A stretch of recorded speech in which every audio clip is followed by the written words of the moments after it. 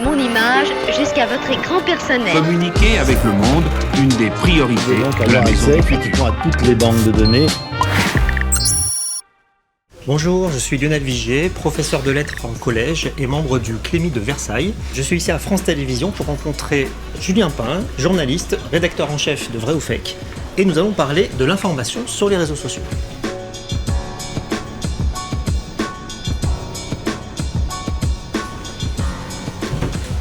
Bonjour, Julien, enchanté. Enchanté de même. Vous allez m'interviewer, c'est ça Je vais essayer. Allez.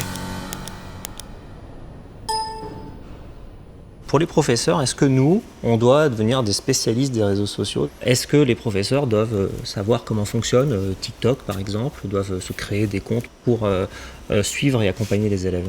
C'est compliqué pour un professeur qui doit éduquer des jeunes qui ont des pratiques en termes d'informations particulières, de les ignorer complètement. Moi, j'ai eu un jour une professeure qui m'a dit « Oui, mais moi, je m'en fiche des réseaux sociaux parce que s'ils me posent une question, je leur dis « Lisez Le Monde ».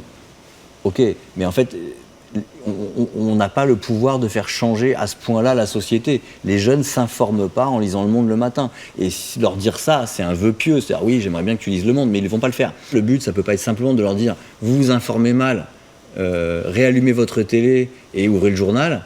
C'est de dire, bon bah ok, tu t'informes comme ça, bah, par rapport à ce qui est toi, ta pratique, voilà les conseils que je peux te donner. Je pense qu'on est un peu obligé de comprendre comment ça fonctionne pour comprendre notre public, quoi.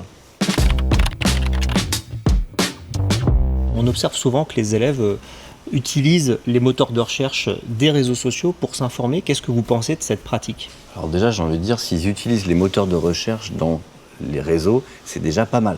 Ouais. Parce que je trouve que la plupart des élèves que j'ai rencontrés, moi, ils se contentent simplement de recevoir ce qui tombe sur leur fil d'actualité. Donc en fait, ils sont sur TikTok, ils scrollent, et l'algorithme décide de ce qu'ils vont voir. Quelle information ils reçoivent, eux, à travers ces algorithmes?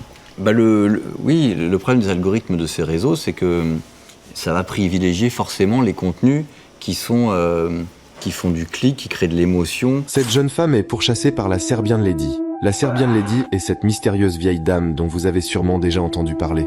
Elle danse seule en plein milieu de la nuit, et si vous l'interrompez, elle se met à vous pourchasser, généralement avec un couteau. C'est pas ce qui est le plus vrai qui va être privilégié par le réseau social.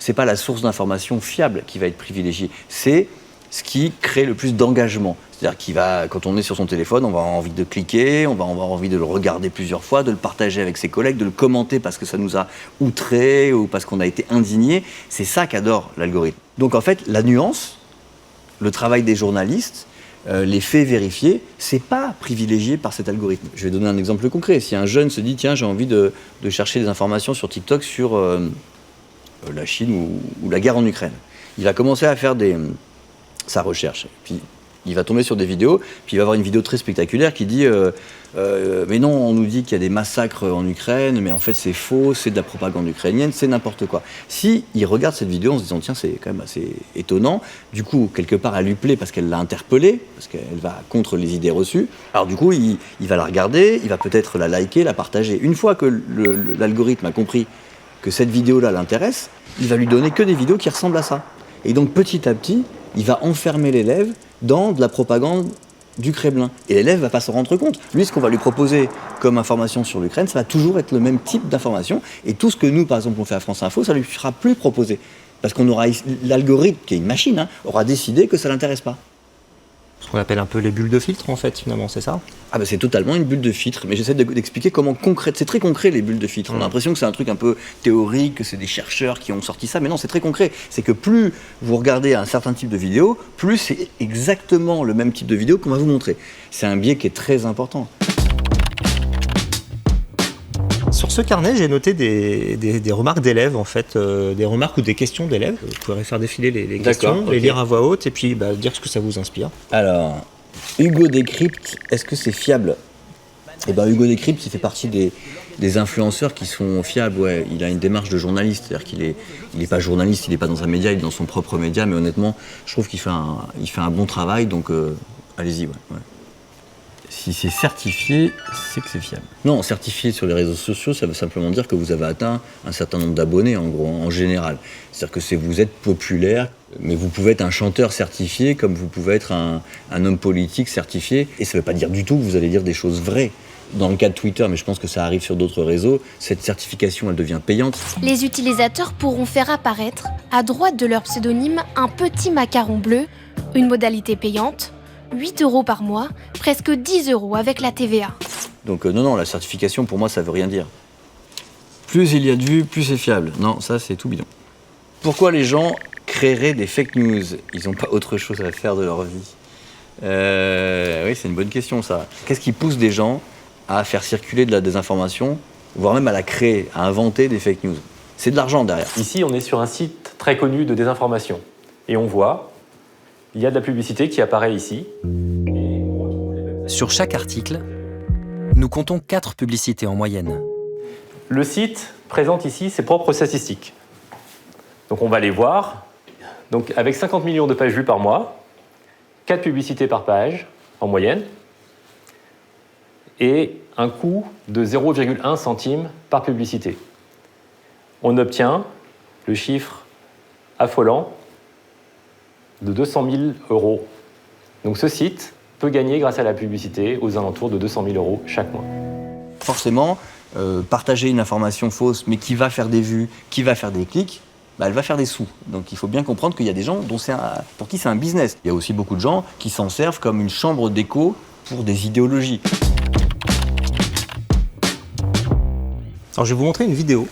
C'est une vieille vidéo qui parle de la rumeur d'Orléans. Donc je vous laisse la regarder. Je la connais pas, la rumeur d'Orléans.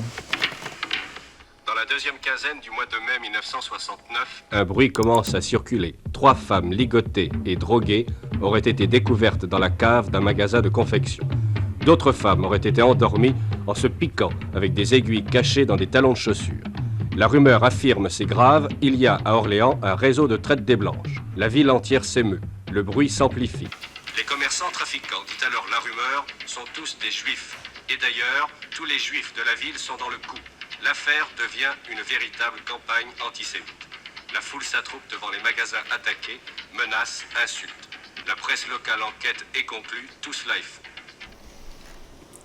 Ça évoque des choses. Alors celle-là, je la connaissais pas, mais alors pour le coup, c'est tellement un procédé narratif classique que j'ai l'impression de l'avoir entendu 100 fois. Donc en fait, c'est toujours les mêmes grosses ficelles narratives, quoi. C'est qu'on va vous inventer une personne fragile, là c'était des femmes, ça peut être des enfants, kidnappés par des gens qui font de l'argent avec. Alors ça peut être les juifs, mais des fois c'est les Roms en ce moment qui sont visés. Depuis quelques jours, une rumeur folle s'est emparée des réseaux sociaux. Rumeur de kidnapping d'enfants. Des messages d'alerte circulent, appelant les parents à la plus grande vigilance. Les internautes évoquent des Roumains en camionnette blanche, des tentatives de rapt en plein jour et parlent même de réseaux de prostitution et de trafic d'organes. Mais la police est catégorique, il s'agit de fake news. Mais certains sont restés sourds à ces alertes et ont voulu se faire justice eux-mêmes, en s'en prenant à cette camionnette par exemple, ou en brûlant ces 2 autres véhicules. Rien ne change en fait. On change les personnages, on adapte au contexte actuel, mais c'est des histoires qui remontent à des centaines d'années, c'est incroyable. On parle d'hygiène alimentaire. Est-ce qu'on aurait donc une sorte d'hygiène informationnelle? Est-ce qu'il y aurait des conseils pour avoir une bonne hygiène informationnelle, des conseils qu'on peut donner aux adolescents? Alors les conseils, je pense que c'est de varier ses sources d'information. C'est-à-dire que moi, je ne demande pas à tous vos élèves de venir sur France Info et qu'on soit leur Bible. Après, le deuxième, c'est effectivement de se méfier de son envie de réagir. C'est-à-dire qu'en fait, quand on voit quelque chose, on a tout de suite envie de réagir et les réseaux sociaux vous invitent à ça, à commenter, à partager tout de suite. Bon, et peut-être qu'il faut quelques secondes, des fois, de réflexion. C'est ce petit moment où on appuie sur la pédale de frein et on se dit « Attends, ralentissons le rythme de l'info et est-ce que j'ai vraiment intérêt à partager ça ?» qui, à mon avis, peut faire toute la différence. J'entendais, toute mon enfance, j'ai entendu la phrase « Tourne cette fois la langue dans ta bouche avant de parler ». Mais c'est ça, mais je pense que c'est la sagesse populaire, des fois. Ouais. Est-ce qu'il faut aller vers, éventuellement, la manipulation d'outils comme Tinai ou d'autres outils qui permettent en fait de vérifier l'information? Ça, je trouve que c'est bien de le montrer aux élèves. Vous prenez une photo, vous la mettez dans Tinai ou dans Google Images, et vous regardez d'où vient cette photo, si elle a déjà été publiée avant. Ça permet de voir si la photo elle est récente ou si le contexte qui a été indiqué sous la photo est vrai ou faux. Mais je trouve que souvent c'est beaucoup demandé aux élèves, c'est-à-dire qu'en fait c'est leur dire vous allez faire un travail quelque part de journaliste sur les photos, vous allez vraiment faire... Et je pense qu'ils ne le feront pas. Je suis un élève, je m'informe, je vois passer des infos qui me font un petit peu douter, sur lesquelles je m'interroge. Est-ce que, à part, par exemple, la recherche d'images inversées, est-ce qu'il y a d'autres réflexes à avoir? Si l'info est très spectaculaire, et si cette info n'est donnée par aucun média, par personne d'autre, ça ne veut pas dire qu'elle est fausse. On peut toujours avoir un lanceur d'alerte qui sort de nulle part et qui vous sort une info hyper importante, mais ça veut dire qu'il faut que ça crée une petite alerte dans votre cerveau. Se méfier de la personne sur les réseaux qui vous dit « moi, je sais ce que personne ne sait ». Ça, c'est très rare. Quelqu'un qui tout seul a une info sortie de son chapeau et qui remet en question tout ce que les autres disent, ça peut arriver. Mais je veux dire, tout le monde n'est pas Galilée, quoi. Si ils arrivent sur un compte, par exemple, d'une personne qui va affirmer certaines choses étonnantes comme ça, qu'est-ce qu'il doit faire? On fouille un peu, on va s'informer sur cette personne. Le truc le plus simple, c'est que si par exemple un compte vous donne une information un peu étonnante et vous ne le connaissez pas, allez regarder l'historique de ce compte. Qu'est-ce qu'on pourrait recommander comme compte aux élèves? Alors déjà, il faut savoir qu'il y a beaucoup de médias qui font un travail sur les réseaux sociaux. Il n'y a pas que des influenceurs et des gens de la télé-réalité. Donc j'aurais tendance à dire pour les profs, tenter, c'est-à-dire proposer le compte TikTok de France Info, le compte TikTok du Monde, le compte TikTok peut-être de, je sais pas, de Libération ou même du Figaro. Puis après, il y a aussi des gens qui ne sont pas dans le monde des médias, mais plus des influenceurs. Hugo Décrypte, je pense que c'est un bon conseil. Nota Bene, si vous êtes prof d'histoire, Nota Bene, il fait des vidéos sur YouTube, il fait beaucoup de choses sur TikTok pour vulgariser l'histoire. C'est fiable, il bosse avec des historiens derrière qui l'aident. Sur tous les domaines, allez regarder un peu ce qui se fait, regardez si ça tient la route, et puis après, vous pouvez leur dire, abonnez-vous à ce compte-là, essayez, et puis peut-être que ça va leur plaire et ça va marcher. De bons conseils. Merci beaucoup d'avoir répondu à toutes ces questions. C'est un grand plaisir parce que de toute façon, ce combat contre les fake news, c'est un truc qu'on doit faire ensemble. Vous et moi, profs et journalistes, ensemble.